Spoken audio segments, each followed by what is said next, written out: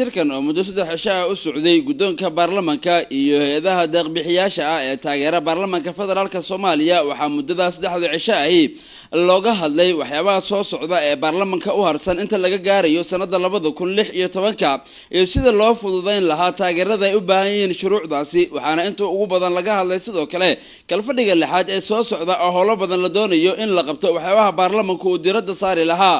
gudoomiyaha Barlaamanka mudane Maxamed Sheekh Cusmaan Jawaari gudoomiye ku-xigeenka koowaad mudane Jalaani Nuur Ikar iyo gudoomiye ku-xigeenka labaad mudane Mahad Cabdalla Cawad ayaa u soo bandhigay hay'adaha deeq-bixiyaasha ah shuruucda laga maarmaanka ah ee Barlaamanku uu doonayo inuu dhaqaajiyo la tashiyo dadweyne oo laga maarmaan ah in la sameeyo iyo wacyigelin dadweynaha loo marinayo warbaahinta qaranka oo ku saabsan sidii shuruucda laga maarmaanku ah higsiga 2016 loo hirgelin lahaa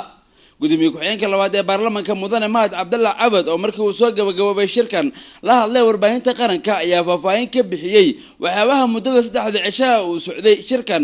looga hadlay iyo sidoo kale qodobada ay isku afgarteen hay'adaha deeq-bixiyaasha ah ee shirka qayb galay waxaa soo gabagaboobay qorsheyntii guud ee howlaha muhiimka ah ee golaha shacabka hor yaala waqtigan ilaa iyo 2016 gaar ahaan kalfadhiga lixaad ee foodo nagu soo haya arrimaha la siin doono horutabinta koowaad waxa la isla qaatay in oo la abaaro shuruuc dastuuri ah oo dhammaantoodba saameyn toos ku leh higsiga 2016 waxa sidoo kale la go'aamiyay hay'adaha ka taageeri doona sharci walba oo la shaqeyn doona gudiyada kala duwan ee hawshan gudagali doona hadii uu Ilaahay yiraahdo waxa sidoo kale la go'aamiyay ajandaha fasaxa soo socda markuu dhamaado kalfadhiga lixaad meesha uu ka dhici doono iyo sida la isugu iman doono iyo cidda soo qaban qaabid doonta intaba waa la go'aamiyay waxaan dhihi karaynaa runtii wuxuu ahaa fadhigii saddexaad oo sidan oo kala ah mid walbaana waxa uu runtii kaabayay waxyaabihii soo qabsoomay kalfadhigii dhamaaday iyo sidii loogu gudbi lahaa kalfadhiga soo socda si habsami leh waxa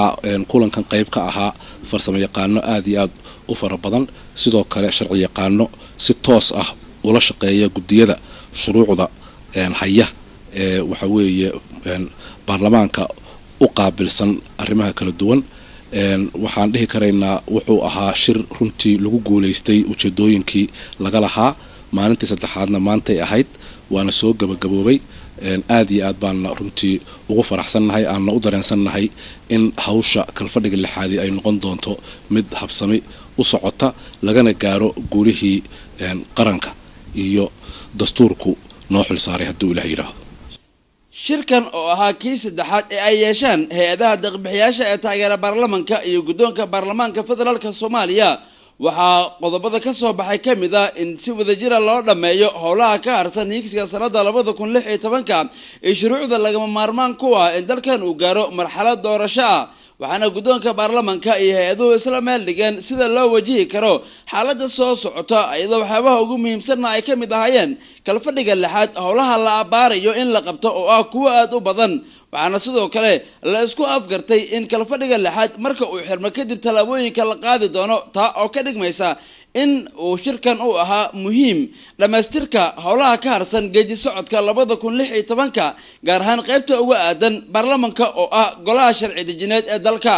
Cabdi Fataax Daahir Jeyte raadiyaha ee telefishinka qaranka Kampala.